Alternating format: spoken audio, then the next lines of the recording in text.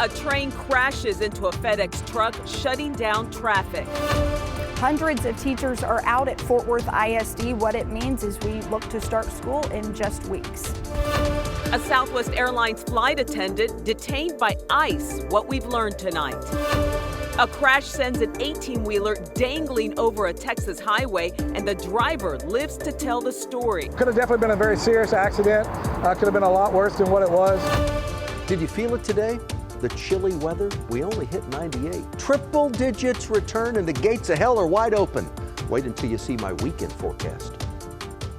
Well, we're only a few weeks out from the first day of school, and after a huge staffing shakeup, Fort Worth ISD will look a lot different this year. The district has been forced to fill more than 1,000 vacancies since the start of the year after the state takeover by the TEA. But tonight, they've whittled that down to 20. Brittany Costello just spoke with parents who still have some major concerns. For some parents in Fort Worth, there is no back-to-school excitement.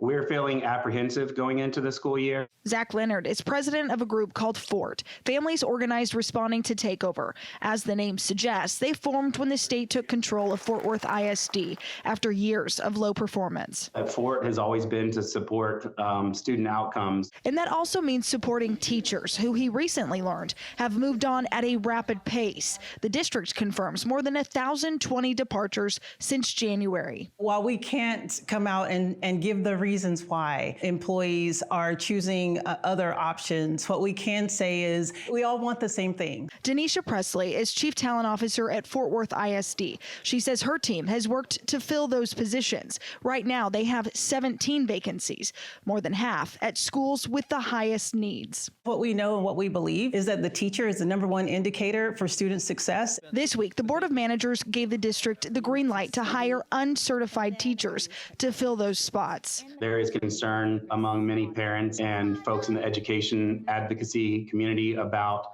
the amount of uncertified teachers and the rush at the last minute. Presley says the uncertified teachers must have their degree and says they'll have 2 years to get their certification. We've created an opportunity for those who want to serve students in this capacity to be able to serve students in this capacity. Parents are still worried. Radical transparency is what they've mentioned, and that's what we expect and what we demand. Presley says she's optimistic they are making progress. It's not just numbers to me. I think about what that means for our students. They get something that many of them may not have had in years past. In Fort Worth, I'm Brittany Costello.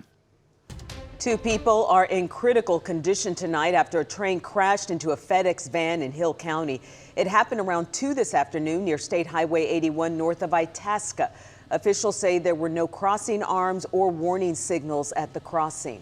Tonight, both the driver and the passenger of that FedEx van are in the hospital. WFAA's reached out to Union Pacific, FedEx, and Hill County officials for more information.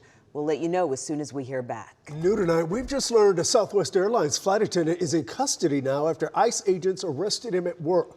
An ICE spokesperson says Lorenzo Thompson was detained at the Nashville airport last week. They claim Thompson entered the U.S. in 2021 with permission to stay for 6 months, but he never left. The local transport workers union has created a GoFundMe to help pay for his legal fight, but Thompson will remain in ICE custody for now. We've already reached out to Southwest Airlines and will update this story as soon as we hear back.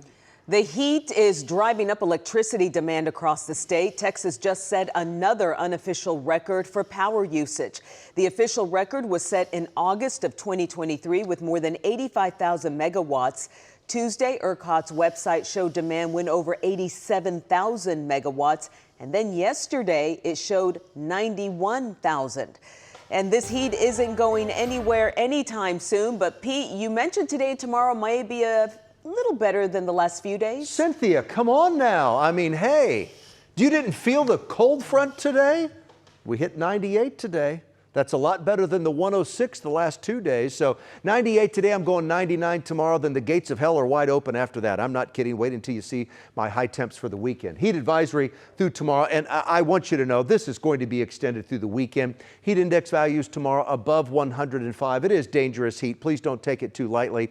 For example, outside right now at DBU, it's 97. That's the air temp. It feels like 104. Dallas, look at that, 97. Same thing at Fort Worth. Same deal in Granbury, Mineral Wells. I have some triple digits in Breckenridge and Albany. Denton, 96. Look at McKinney. I don't know what's happening there. 93 in McKinney, also in Sherman, a little closer to the passage of that cold front. Then when you throw in the heat index, okay, here we are. We're all looking at triple digits. 104 in Dallas, 102s in Denton and in McKinney, 104 in Fort Worth. It's hot outside.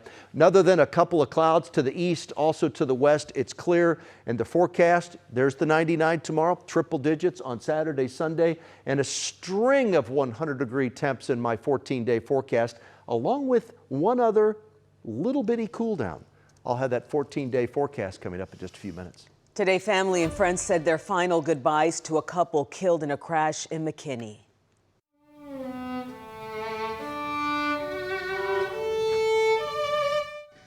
Police say Sandra and William Lazarus were driving at the intersection of Custer and Bedford Lane when they collided with a driver in a BMW.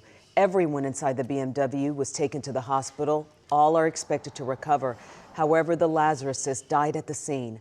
Both worked for years at Allen ISD and were 77 years old. Tonight, McKinney police officers are still investigating how the crash happened. Well, take a look at this. Traffic came to a standstill today in Houston after a semi-truck veered over the side of I-10. Houston police say it happened near the Grand Parkway just before 11 a.m. The 18-wheeler's driver tried to avoid another crash involving two vehicles, but doing so sent the rig careening off the road. Several eastbound lanes were closed for hours. 2 people were hurt, but they're both expected to be okay. Tonight, a power struggle at the top of the Johnson County Sheriff's Office is escalating. Sheriff Adam King was accused of firing his former chief deputy in retaliation for reporting sexual harassment allegations.